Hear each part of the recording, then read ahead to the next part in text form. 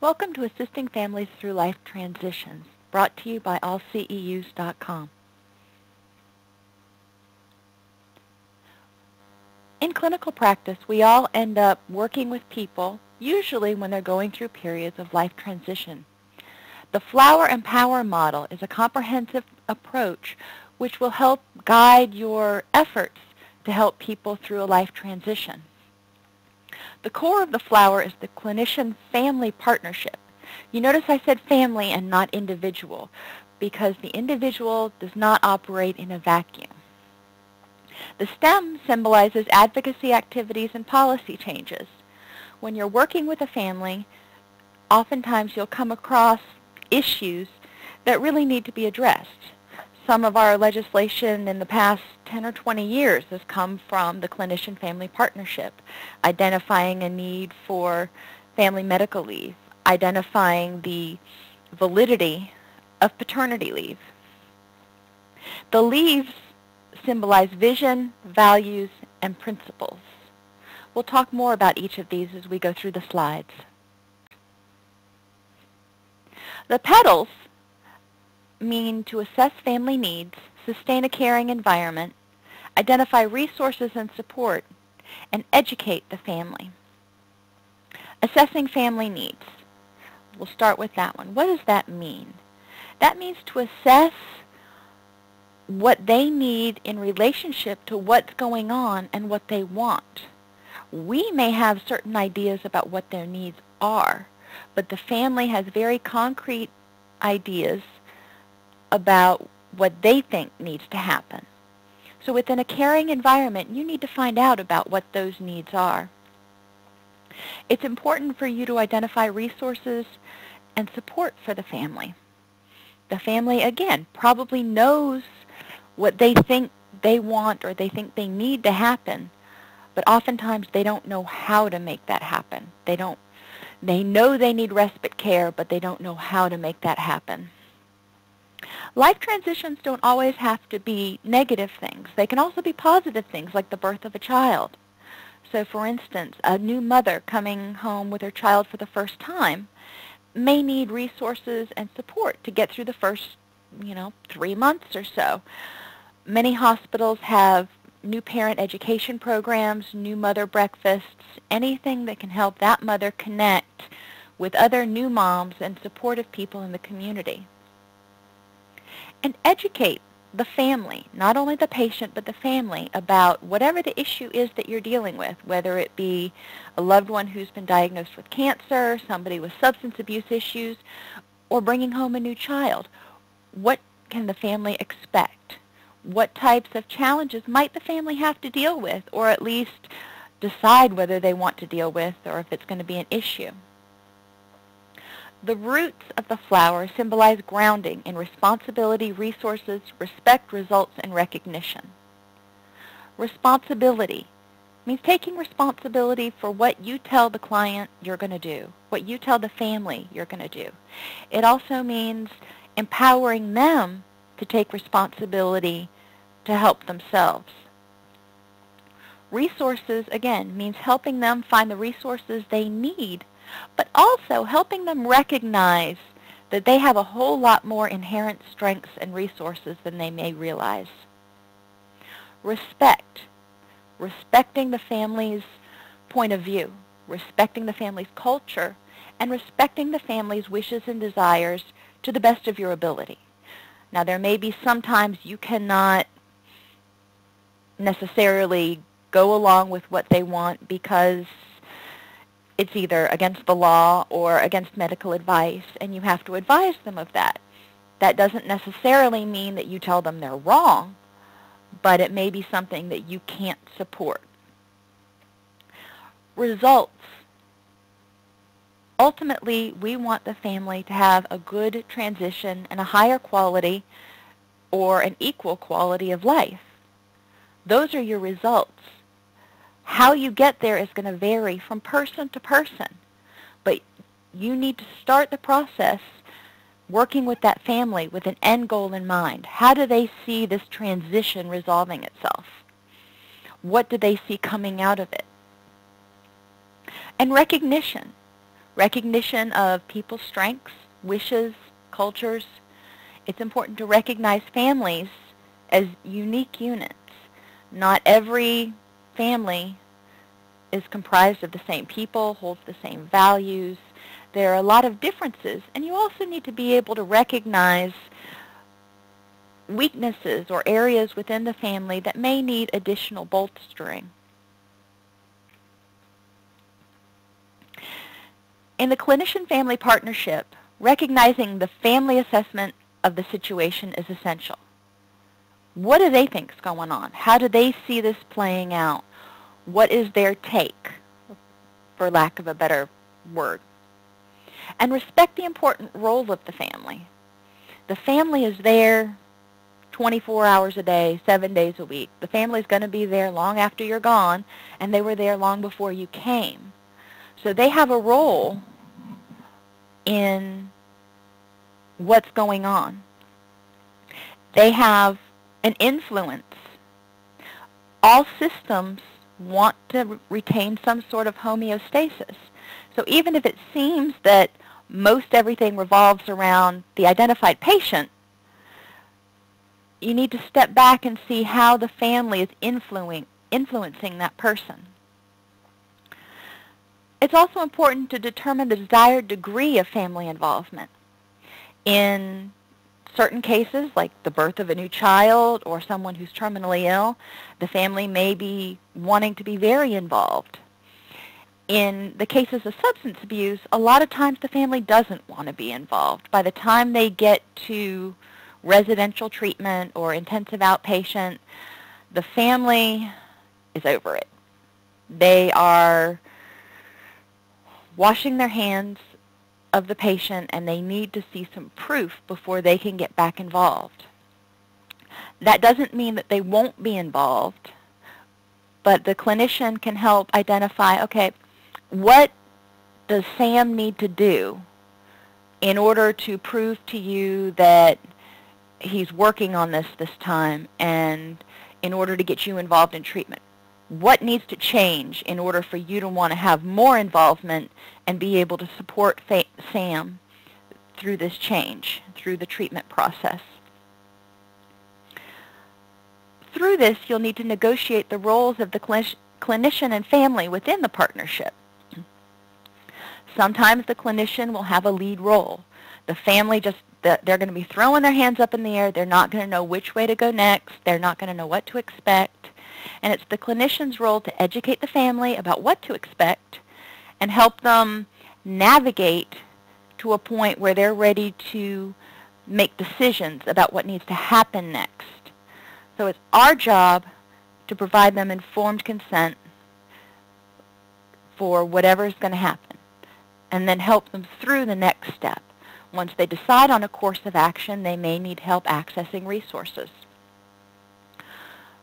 The only way to make this happen is to listen. And that means listening with all your senses.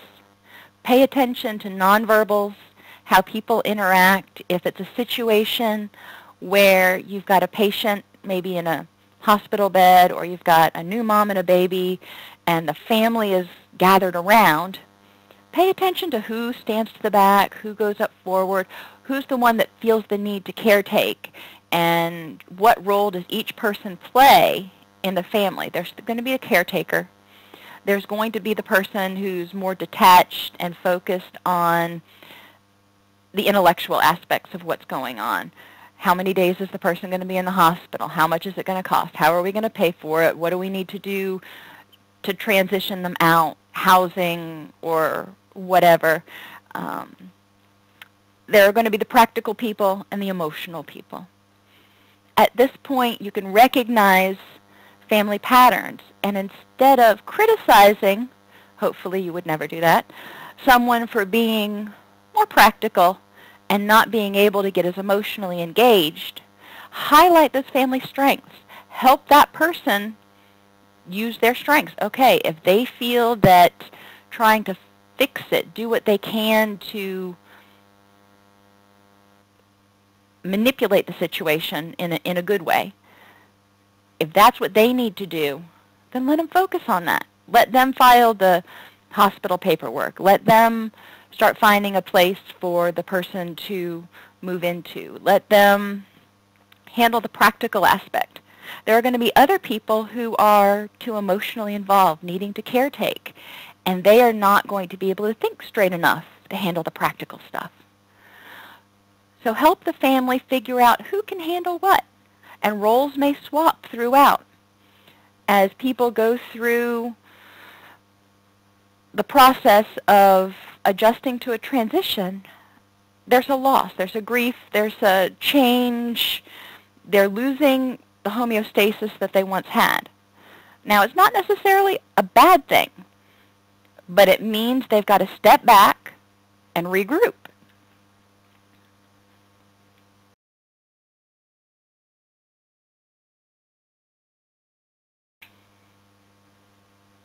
In the 15-minute interview, you're going to want to ask therapeutic questions which identify the family unit and identify individual strengths. A family going through life transitions of any sort really isn't going to want to talk to you for 2 hours. Let's face it, they've got other things on their mind, other things to do, and after about 15 minutes, you're a nuisance. That will change as they settle into this change situation, as they settle into this transition. It won't be so new, they won't be completely immersed. But initially, keep it short, keep it brief, focus on strengths and successes to the extent you can. Assess the situation within the context of the family and identify if assistance is required to strengthen the family. If you've got a family there and you can see that the identified patient has whatever issues he or she has, okay, fine. But then if you also notice that Uncle Bob off in the corner is drunk every time he comes for visitation or for meetings or the counseling sessions or whatever, then you can identify that that's probably something that needs to be strengthened. If you identify that there are certain members within the family that seem to have difficulty communicating, it's probably only going to get worse during a time of stress. So helping those two work out that issue in order to help the whole family band together in order to make this transition as smooth as possible. Observe family structure and environmental characteristics, family strengths, family supports. Let's start with the environment. Look around. What do they need in order to feel like they're functioning well? What do they need to relieve their stress? Does everybody have food, water, shelter? Are there enough beds? Are there 16 people crammed into a 3-bedroom house in order to be able to be close to somebody who's in a hospital? What's going on? Is there a way that you can reduce family stress, unnecessary family stress? Does the family want the loved one to be at home? Whether this is, again, a new baby, somebody with an addiction, or somebody with a terminal illness, there are different levels of care from complete hospitalization to partial hospitalization to home care. Look at the family strengths. What are they already doing well? How are they coping? How are they surviving? Bolster the strengths. Instead of trying to reinvent the wheel, as long as their coping skills are healthy, cool, work with it. If somebody likes to be the caregiver and it's not dysfunctional, let them be the caregiver. If they need to cook and tend and do whatever they need to do. As I said before, let people do what they naturally do, because this family has gotten through other transitions without you. And they're back in their drop back and punt sort of mode right now, their crisis mode. And this is how this family reacts. This has gotten them through crises before. Let's see if we can help them make it through a little bit better this time. And always look at their perception of events.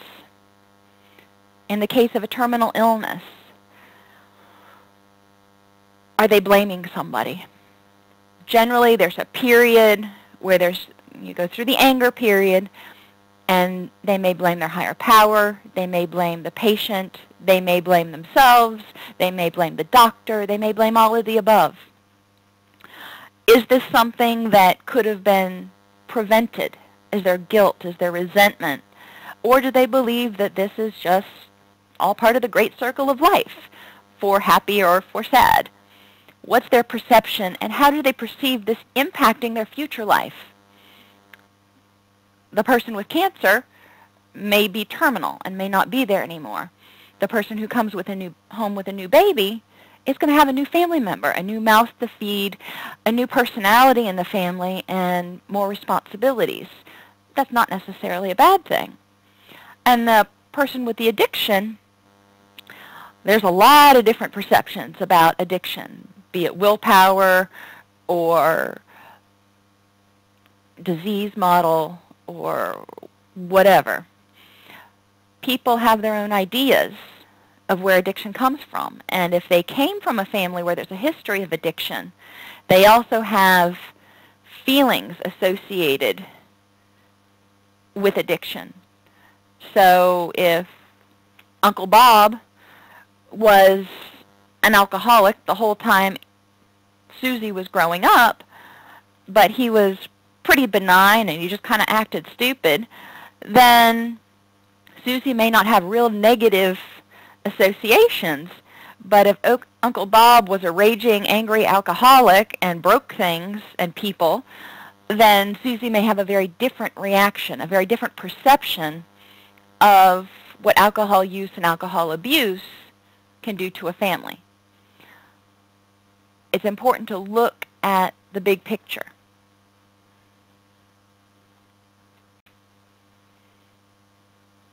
Look for sources of support, first within the family.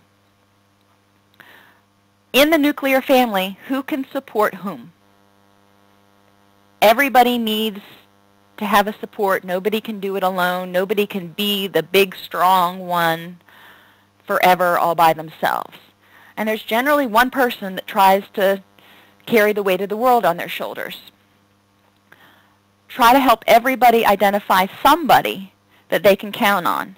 And if it's not within the family, they might look outside the family or between families. So outside the family would be pastors, friends,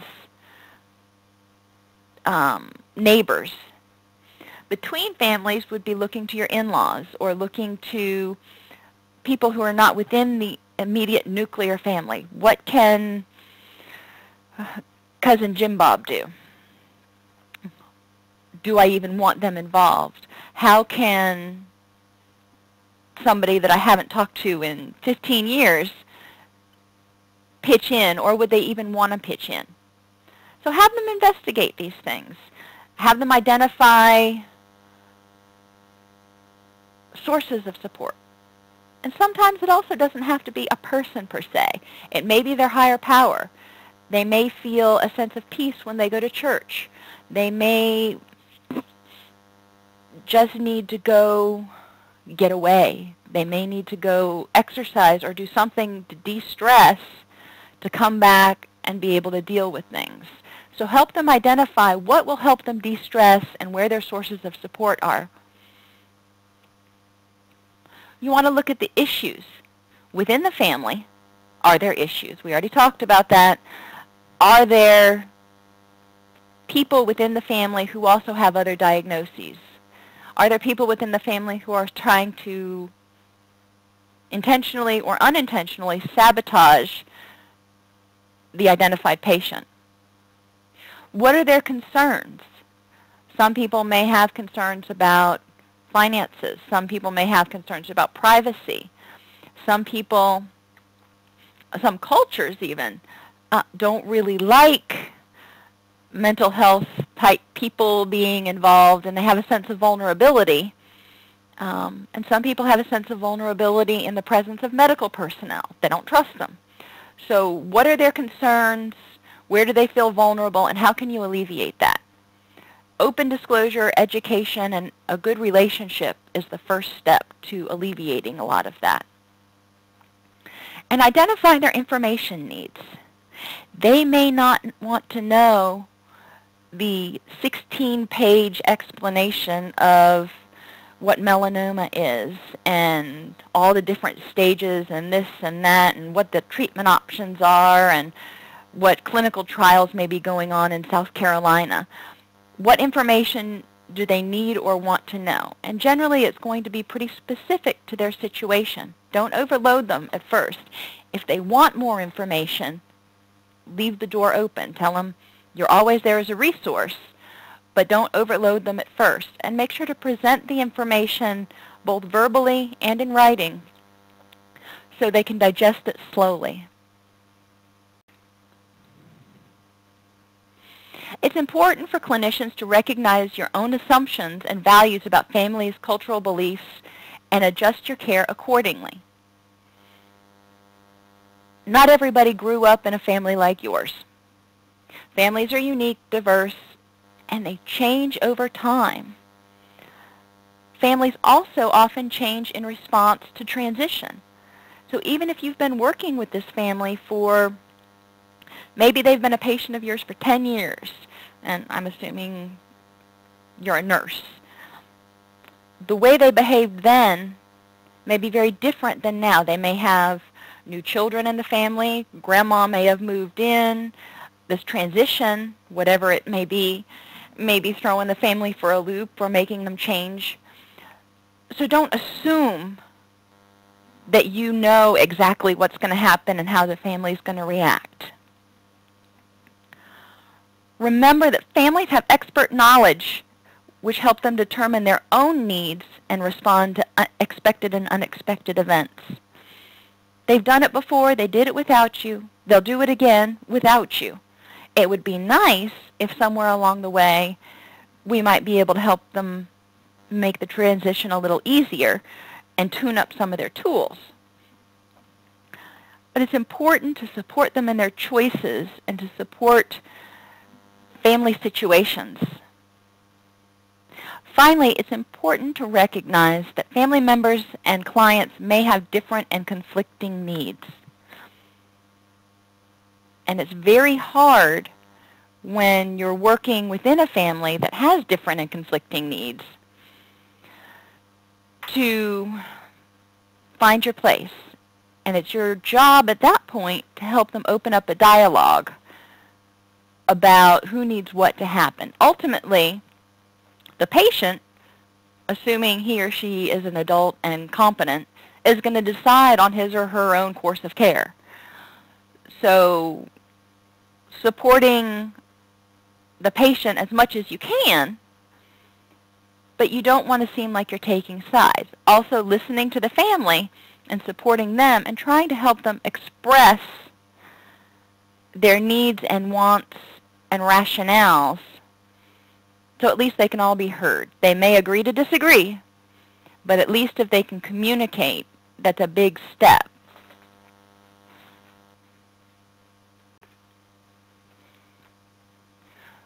When you start doing outreach, you want to look to other clinicians, families that have gone through transitions, policymakers, and the public.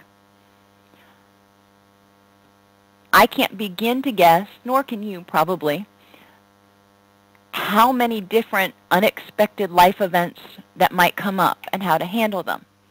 So it's important to take a look at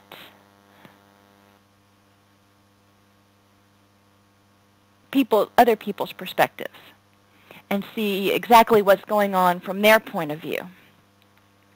Take in some of these things, and if there's a theme, if you regularly hear issues about when such and such happens, there's this gap in services, or there's this need that arises, and such is happening a lot, then that's where you start with your advocacy.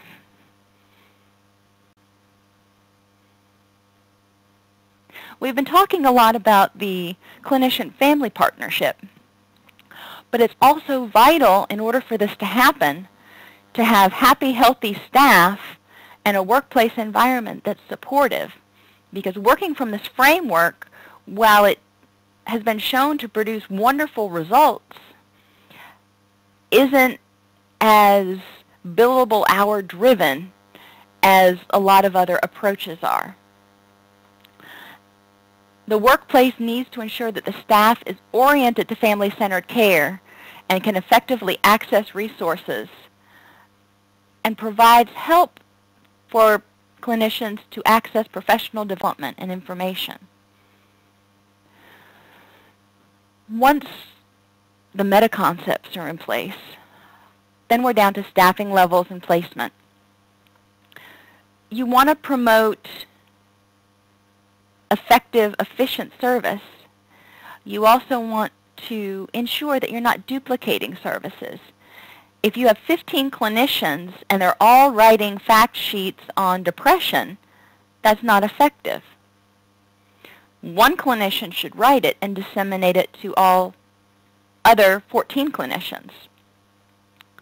So make sure there's not a duplication of services. That'll reduce a lot of wasted time so you can spend more time with the family itself. And it's also important to ensure that policies promote work-life balance. Families that are going through transitions go through transitions 24 hours a day. That's just the way it is. And while it's admirable to want to be there with them and help them through it, number one, they can do it on their own. And being there all the time may communicate to them that you don't trust that they can do it on their own. But it's also important for you to be fresh and not to start resenting work and or the patients for keeping you away from your family. So work-life balance is crucial in successful implementation of family-centered care.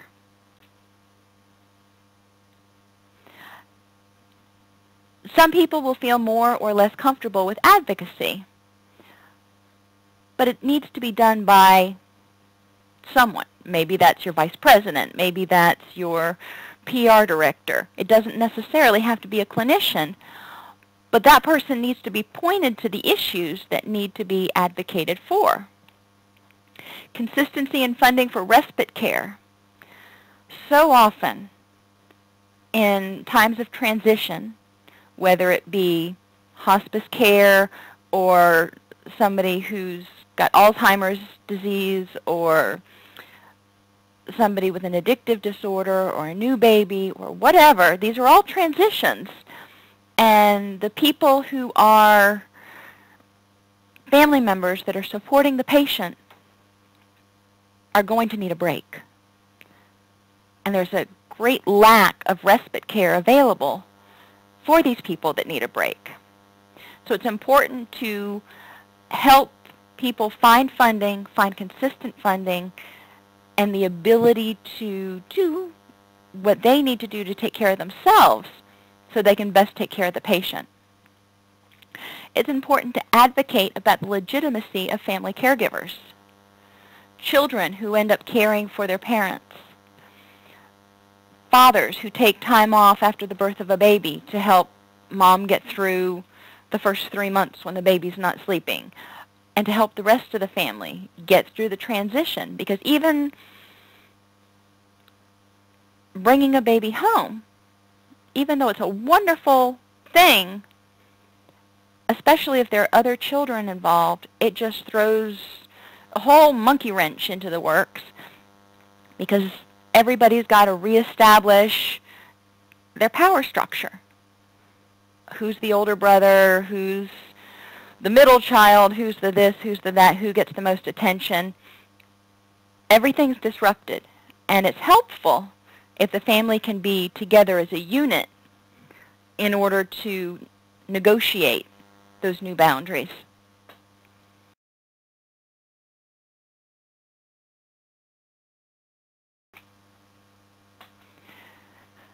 Implementation of family-centered care begins with an assessment of organizational readiness. If your organization's not ready, if they're still hell-bent on billable hours, don't make the move.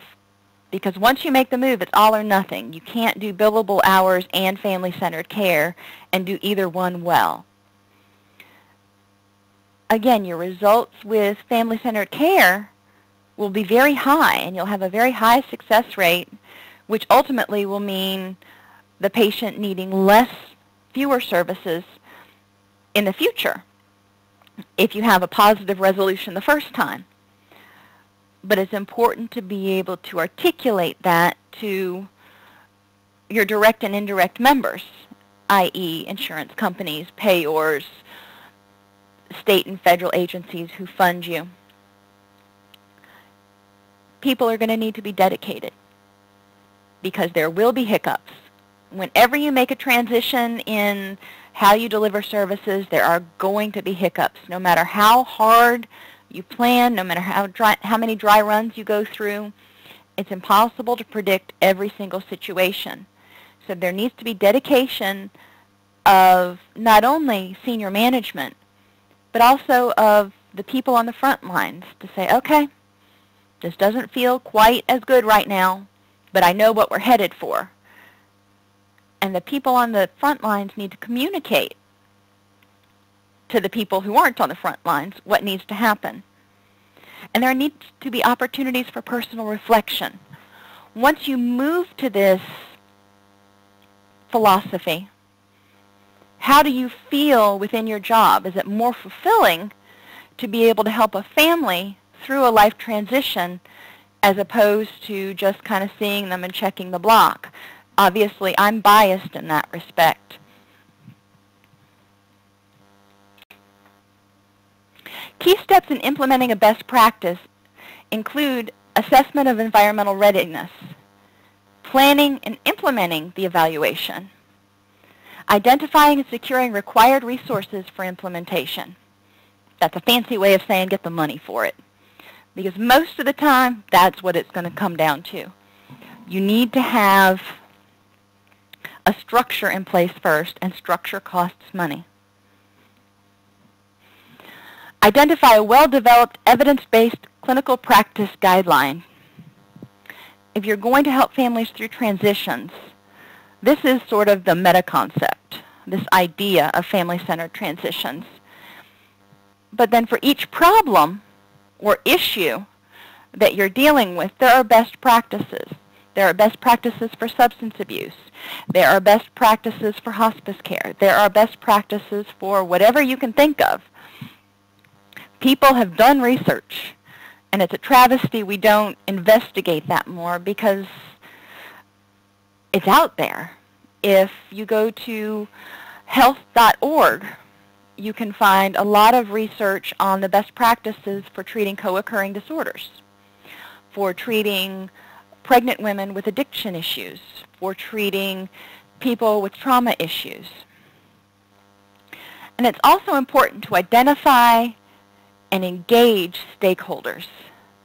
That's not only senior management, but also your frontline workers, your accrediting agencies, your funding resources, and the general public. You need to have support when you go out to do these things because nobody operates in a vacuum. And all of those people can help. When you move to family-centered care, we've been talking about resources and helping people identify the resources they need to get to from point A to point B. Well, that's where your community comes in. That's where they're stakeholders. You have to be able to know that you can turn to United Way Information and Referral, that you can turn to Gainesville Community Ministries, that you can turn to whatever programs are out there, and they're supportive of your mission, and they're supportive of your clients. And they understand the point of view you're coming from, where it's not so much just an identified patient and this single person, but we want to help the family succeed. Ultimately, the Flower and Power model provides a simple but comprehensive framework for the clinician-family partnership and for agencies to start moving towards a prevention model as opposed to waiting until the final shoe drops.